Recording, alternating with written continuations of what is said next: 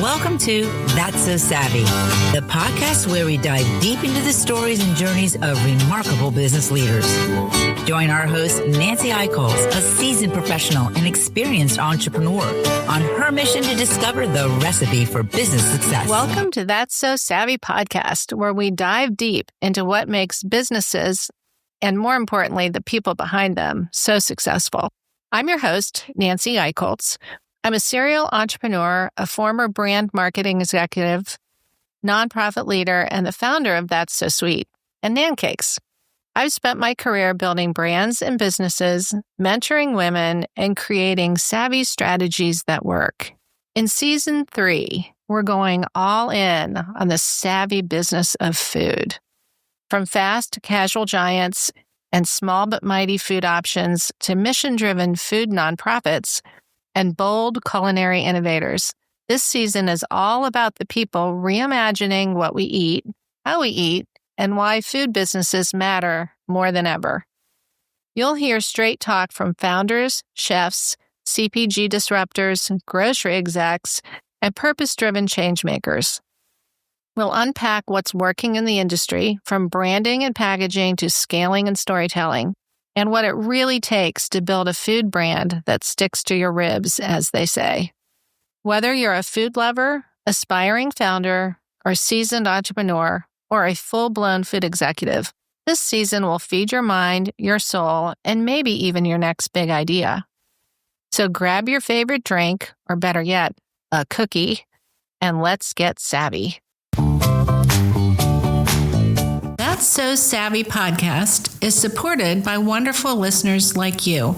If you would like to hear more of our podcast and be more involved, please go to patreon.com, patreon.com, and you can donate as little as $5 a month or as much as you'd like to support That's So Savvy podcast. If you'd like to advertise and reach our rapidly growing audience, please email us at thatssosavvypod, P-O-D, @gmail.com. thatssosavvypod@gmail.com. Thank you for listening. Thank you for your support.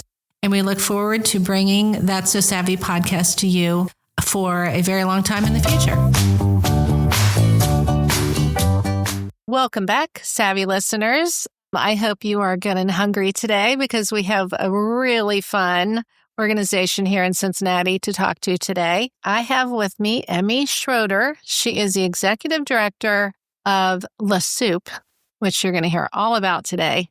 And it is a fascinating organization. I hope it gets modeled around the country because it has had such an impact on our community, not just on the underserved, but it really has impacted our whole community. I think it's gotten the whole community of the Cincinnati area really thinking about food waste and better ways to nourish all of us, and especially those people who have trouble accessing healthy food. So welcome, Emmy. You have an incredibly impressive background, but really just want to hear, who is Emmy Schroder? Tell us about you. Yeah, thanks for having me on the show, Nancy. Yeah, my name's Emmy, as Nancy said. I'm from Cincinnati. I was just telling the crew here before that I've spent a lot of my life in Walnut Hills, between going to school in Walnut Hills and now working in Walnut Hills. So I really call this place home. I went to Ohio State. I have an engineering degree. Go Bucks. And I've spent my careers thus far really focused on the food industry. So it started with food engineering and manufacturing and processes and project management. And then I really wanted to pursue my passion for environment and food insecurity and making sure everyone, as many people as we can, have access to healthy food. So I discovered Soupe after some corporate engineering roles and some other small food supply chain roles in 2019. And so I've been with Soupe for 6 of our 10 years. Oh my gosh, and that's it's great. Just, become a dream organization for me and my fulfillment. And it's been really fun to watch its impact grow. It's fascinating how quickly it grew, but also how much expansion there's been from the original concept to now, which we'll get into. But I do want to note, first of all, that Emmy She graduated with honors in food, agricultural, and biological engineering and food process engineering, and minored in human nutrition. So you totally know what you're talking about. And you have some really impressive other experience in, the food chain, so to speak. How did all that transition to Le Soupe? Yeah, I guess like I was saying that my passion has always been nutrition, environment, et cetera. I'd kind of be pushed to put a really hard technical skill when you're young behind it. I don't really think about how much it affects what I do now. I feel some days like I don't use my engineering degree at all. I really just... the life of an executive director. Right. She's more about washer. understanding what the skills of other people around me and thinking about how to run a business. Right. So maybe a business degree could have been a better, more appropriate start for this, but we all end up where we are somehow, right? Exactly. Go with the flow and surround ourselves with people that are complementary and are passionate about the same things. Exactly. I love that. So let's talk about Le Soupe and really what your mission is and how you fulfill that mission. And then we'll get into maybe some of the specific programs. Yeah, perfect. Well, I'll start with kind of our core. Susie DeYoung, our founder, started Le Soupe 10 years ago. So everybody knows Susie. Everyone knows Susie. I was going to say, how many of our listeners know Susie?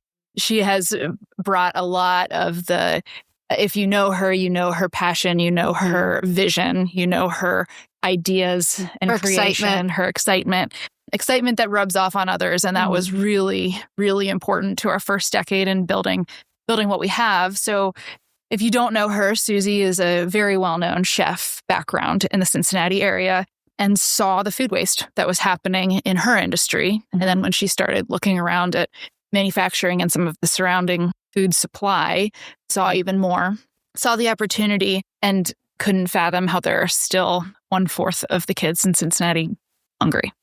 10 years ago, she started out in Round Bottom Road in Newtown we like to call it the little soup shack, cooking with a few volunteers in the soup shack, food from Kroger Madeira that was next door to the business she was running at the time, and thinking about how to get this food out to the kids that need it. So our first rescue was Kroger Madeira, and our first share, as we call it. So our model of rescue, transform, share, she would handle that rescue, transform it. That's really chef-driven. That has been a core tenet of our growth, really, is to keep chefs at the center. And then sharing out with communities in what we say a B2B way, business to business. So we can focus on mass production and making lots of beautiful, nutritious, dignified food. Rely on the organizations who are really ingrained in their neighborhoods and ingrained with their communities to get it out to those that need it. So our first share partner was Euler School, who had a lot of students that were in need of food. Still does. Yeah. So let's talk a little bit about that share program and your relationship with those sharers. How do you identify them? Who are some of the others? How has that transformed over the 10 years that you've been around? Yeah. So that was actually my first role.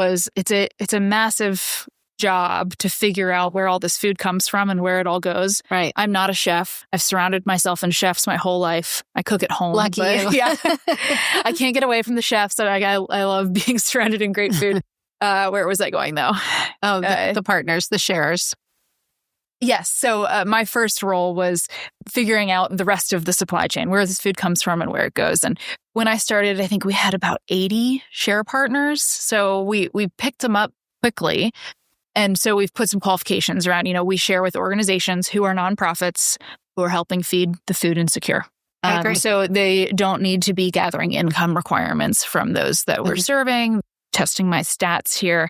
20-30% of them are schools, and a good percentage of them are food pantries. Those are kind of the most common share partners, but we also share out with Cincinnati recreation centers and elderly care centers and all sorts of nonprofits, really, that we allow them to focus on what they do best. Maybe it's keeping kids off the street through dance classes. Sure. But it really pulls kids in when there's a meal they can take home for their families. Right. So, yeah. Now we have about 150 share partners to work with us. We kind of have a process. We'll bring a new organization through to ensure that our food is getting utilized with dignity. It's held safely, and it gets out to those that need it. And that's really the core.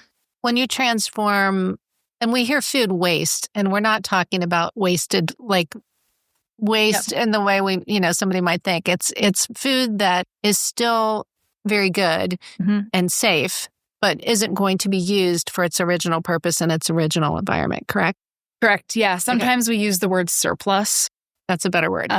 Because waste you can think of the cheeseburger that I ate at the restaurant last night. Right. But surplus is we've got this super complex supply chain around us that your bananas might be in 3 different warehouses and then 2 grocery stores and then 3 different food pantries before they get consumed. And there's a lot of reasons for food surplus. Might be the common ones are like ugly or misshapen or cut differently, right? Right. But then there's also just supply chain imbalance, right? The Kroger Distribution Center, to use them, they're one of our largest food donors. Their distribution center puts in a certain amount of order, expecting so much demand from their stores. And if that doesn't happen, right. We have a snowstorm. The distribution center sits with pallets and pallets of strawberries and potatoes that weren't purchased. So that's when they come to us. And often they still have weeks of shelf life on them, but the supply chain can see that they're not going to be sold. Correct. Yeah. So a little bit of background for me is that when I was marketing director for Chiquita, one of the things I did was work on a task force in the tropics. We were trying to be responsible to the environment down there. And I had to be sort of the devil's advocate and say, well, we want to do all these things. We want to be safe. We want to be good to the environment. But unfortunately, the North American consumer is not going to buy a banana that's bruised and has bug bites. How do we not use so many pesticides? How do we be safe and clean, but also have a product? And that's how the American consumer has been trained by all this beautiful advertising and beautiful photography that their produce has to look perfect. And actually, it tastes just the same. Yeah. And I'll add on to that a little bit in that the American consumer is also trained to have full shelves. Oh, full shelves of produce. Right. And if you think about like what a natural supply chain would look like if you weren't wasting, is it would run out. It would run out and get refilled, right? Exactly. There's no surplus. Like the old days. Like the old days. So it's lovely to walk into a full grocery store, but what it also means is that there's going to be extra.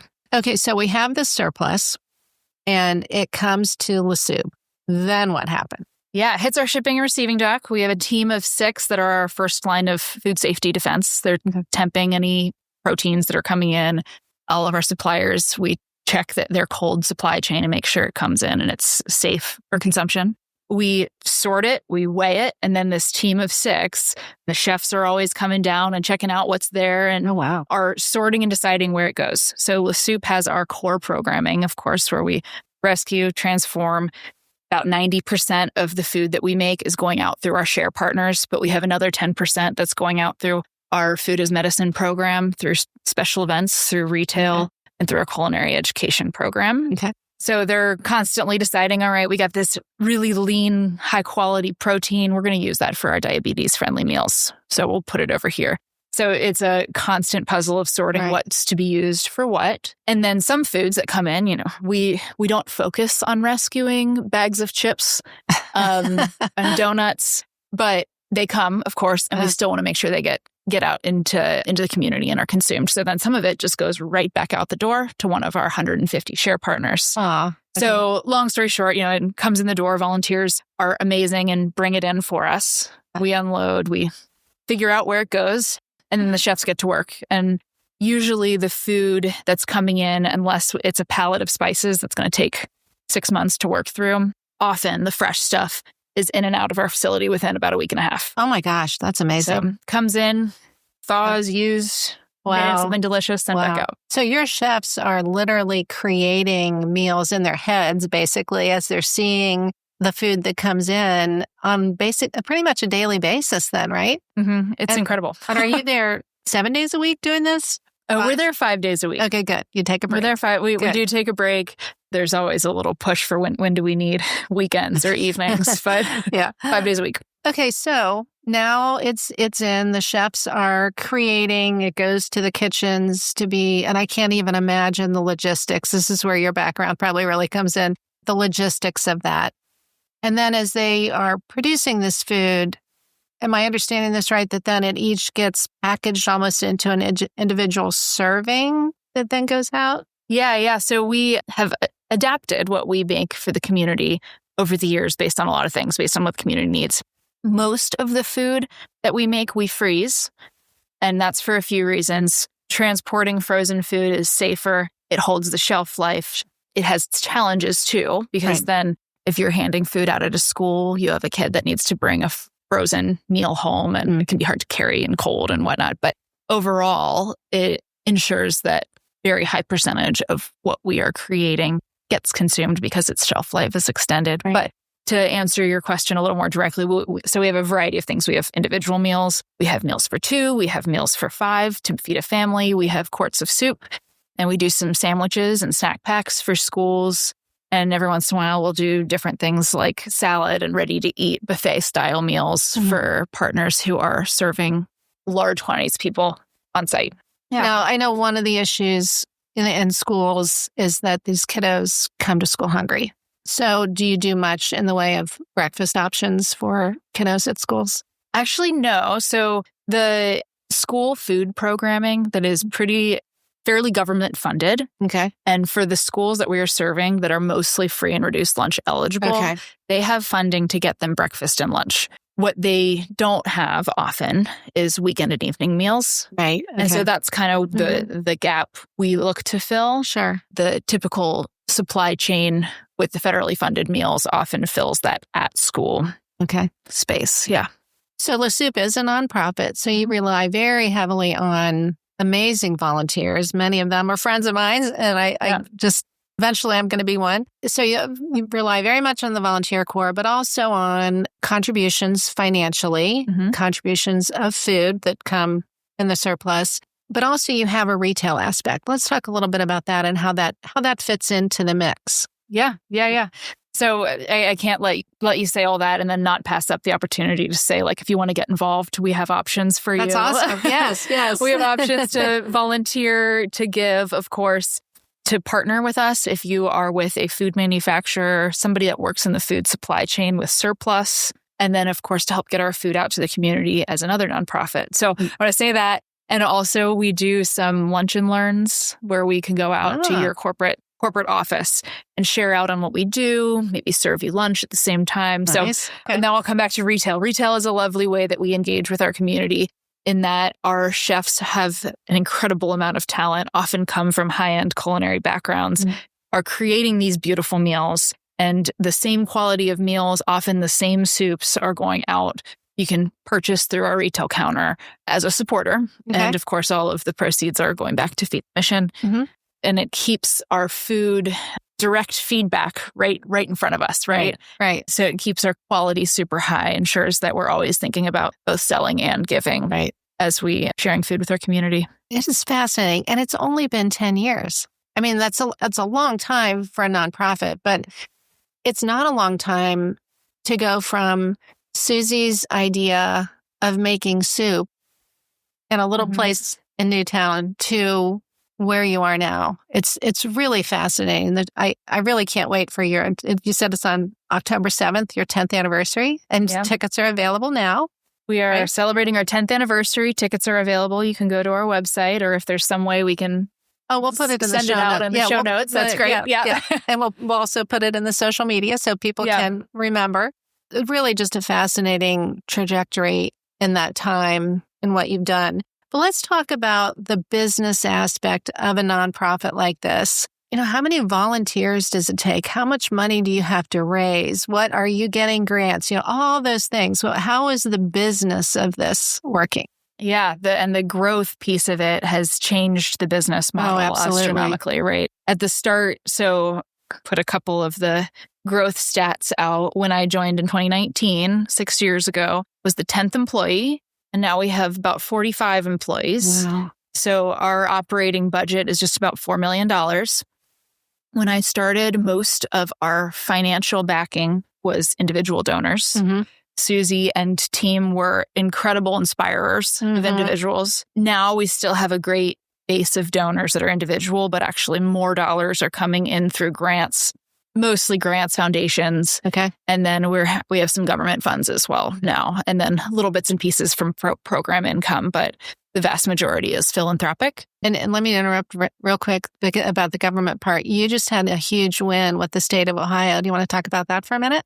Yeah, sure. So prior to actually 2 years ago was our first state funding. And this will lead me to sharing our model across outside of Cincinnati. So a couple years ago, Governor DeWine and Fran DeWine, First Lady Fran DeWine, came down to Cincinnati and visited La Soupe. And we gave him the tour. We showed him what we did. We said, shared how this model can be so impactful for a community and for reducing food waste.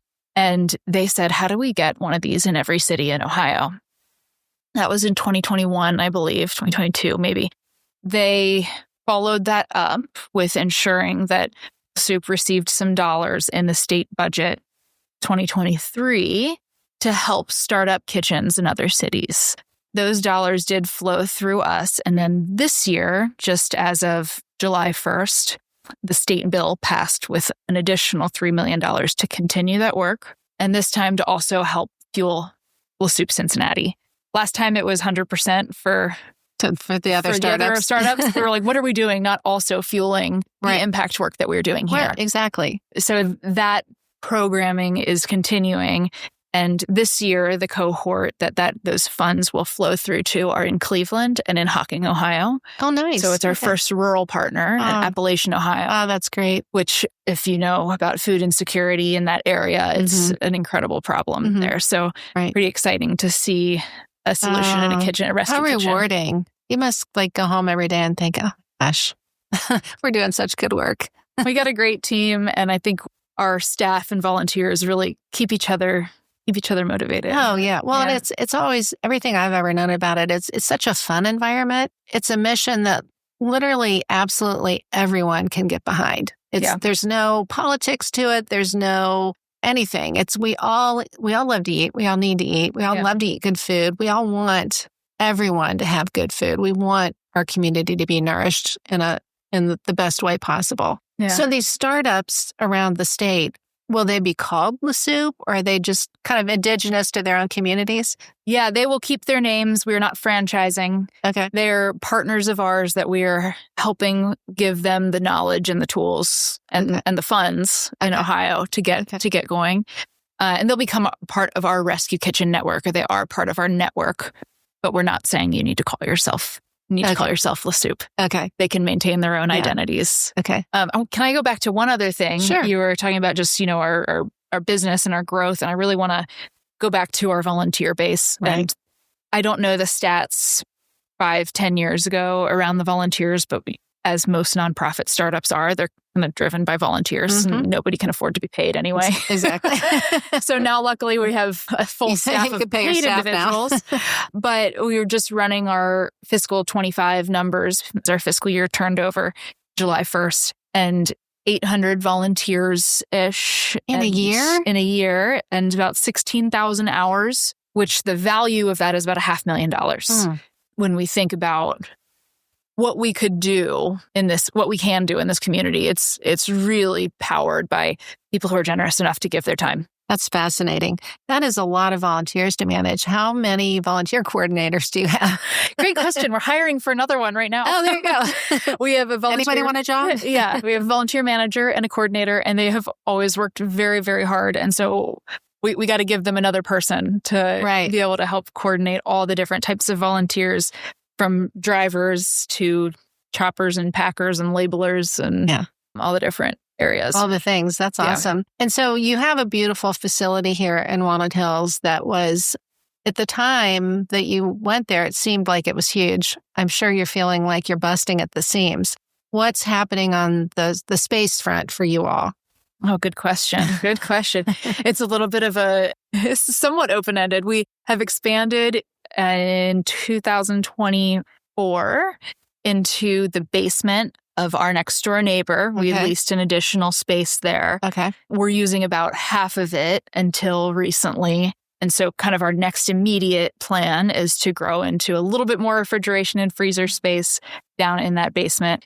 And then after that, we did a 3-year strategic plan about 1.5 years ago.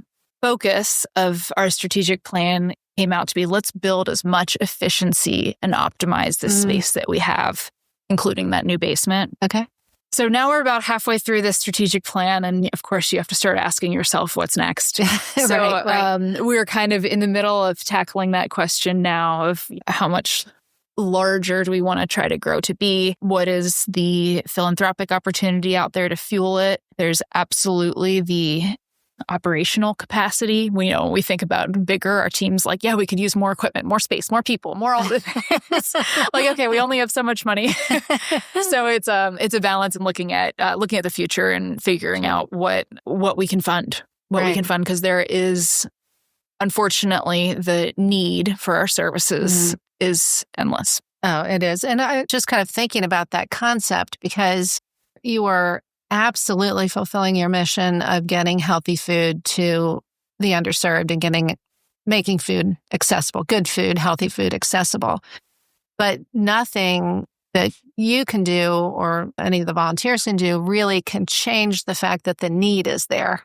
And I feel like the need is growing, especially with the cost of groceries. And you think about it when, like, really kind of thinking very pragmatically and big picture. Here we are with all this food surplus, but yet our groceries are so expensive. Like, that's just counterintuitive. So the need is really not going to go away. So then I guess the question is, how much can one organization manage? And at what point do you franchise, or do you help another organization get up and running? I guess those are all things that you and your board have to tackle. Yeah. And our team, I would say another theme of our strategic plan that was very evident to me and the rest of our team was that we're doing a lot here in Cincinnati, but there are a lot of organizations that we partner with and need to be collaborators with. And so we've continued to, over this 3 years, focus on growing those partnerships with the food pantries, with the food banks, with Last Mile Food Rescue, who's also in the food rescue space, and a whole bunch of, and then of course, all of our partners who play a critical role in getting food out to those that need it. So strategically, what can we be doing to make the surplus food system more efficient? Because one facility can only grow so much. But you really are thought leaders in this whole concept. Like, look at what you're doing around the state. I mean, that has to just feel so good, and just so proud of all of your volunteers and Susie for getting it started and your whole team along the way. It's fascinating. Some of my really good friends are involved. I could name some names, but I know one person in particular that was so instrumental all along, is very humble and probably wouldn't want me to. And you know exactly who I'm talking about. There's a few of them. Yeah.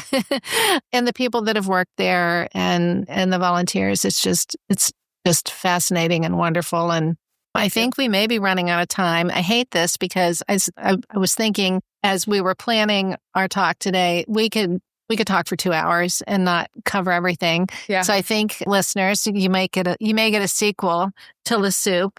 But were there any other key points that you wanted to be sure that our listeners know about that we didn't touch on? And then I always want to know what's in the oven. What's next for the Soupe? We didn't touch on, so we did mention our 10-year celebration, and I think it just really marks a milestone for us as an organization to be past the startup phase, kind of, the scrounge everyone together and try to figure this out, to the phase of we know what we do. We know what we do well. We can continue to solidify the piece of the puzzle that we fit into. We are the chef-driven piece. There are others that are great at logistics and great at distribution, and we will keep chefs at our core, and we will be engaged through our culinary education, and then continue our beliefs in environment and making sure we're diverting as much as we can, and nutrition and outreach, and ensuring that the skills of culinary skills reach as many people as we can. What's in the oven other than that for La Soupe? Figuring out after this 3-year strategic plan, my job is to think more than 2 years ahead. Right. So figuring out that next piece and pulling people in, ensuring that we're capturing everyone we can to be part of this work, because it affects all of us. It really does. Food waste affects all of us. Absolutely. So we do want to hear from you. If you want to be involved, please reach out through our website, lasoupe.org. lasoupe.org. Thank you. Yeah. And what can we do as individuals? Obviously we can contribute. Obviously we can volunteer. But at home, what can we do in our day-to-day lives about food waste? Yeah, I think awareness of food waste is a big push, of course. And part of it is just about maintaining that awareness in your own brains when you're watching your own food come into the house and knowing to not let this chicken go to waste. It sounds so simple. Right. But there are a lot of people that are just not aware of the environmental impact outside of you lose the money that you spend on that. Right. And the packaging could have gone to somebody else, and the packaging and all of that. So love to see people at home compost. Cincinnati is not the most sophisticated in our industrial compost. You can, of course, pay for compost pickup. So encourage people to go for that and to be mindful. Be mindful of their food utilization. And when you do have surplus, find someone that will enjoy it, whether that is a neighbor or bringing your garden surplus to La Soupe. We're always happy to take garden surplus or safe, still sealed, packaged goods if they are surplus. We're happy to help with those. But most people can probably manage to keep their waste lower with just a little bit more intention. That sounds great. And are there opportunities, like through your website, do your chefs ever provide fun recipes that would be a nice way to use that leftover whatever? We do have some recipes on our website. It hasn't been a huge focus of ours because our chefs are so busy. busy and creative and always changing their recipes. But we have a couple core ones. Now I'm going to have to go check what we have listed. But there are definitely some. Check our website out. I'm going to check that out. So it's been so great having you. Thank you for having me. And what's on your plate when you go home? You're around food all day long that has been beautifully created. What's the favorite thing that you put on your plate for your family when you get home? I'm a veggie lover, but I'm going to bring up a meat right now. My husband buys a half a cow every year or two, or whenever we do that. And I discovered that I can make a really good burrilla from the chuck roast, which is often not a super high-end cut, but you cook it for long enough and it is good. So burrilla tacos is my thing right now. Oh, that sounds great. Well, Savvy listeners, I hope that you are hungry after this, and I hope that you are thinking more intentionally about your own food surplus. We won't call it waste, your food surplus, and also how intentionally you shop for food. Planning your menus, planning your meals ahead of time. Watch the impulse shopping, because those things I find are the things that end up in the trash. So we love La Soupe here in Cincinnati. If you are in California listening, get on their website. You can be involved through a donation. You can talk to your own community about starting something similar. Just a fascinating organization. And I love that we're kind of kicking off our season 3 with La Soupe, because what a great way to start thinking about food and the industry of food and the enjoyment of food, along with just nourishing our communities. Emmy, so great to have you here today. We hope to have you back one day. Thank you very much, Nancy. Appreciate it. Thanks so much for tuning in to That's So Savvy podcast, the savvy business of food. I'm Nancy Aichholz, and I hope today's episode left you happy, energized, and maybe even a little bit hungry for more. If you loved what you heard, make sure to subscribe, leave us a 5-star review, and share this episode with your fellow foodies and founders. You can also find bonus content, behind-the-scenes stories, and more at that'ssosavvy.com, on our Substack, where you can subscribe to our newsletter, and follow us on Instagram at That's So Savvy Podcast. Until next time, stay bold, stay curious, and stay savvy.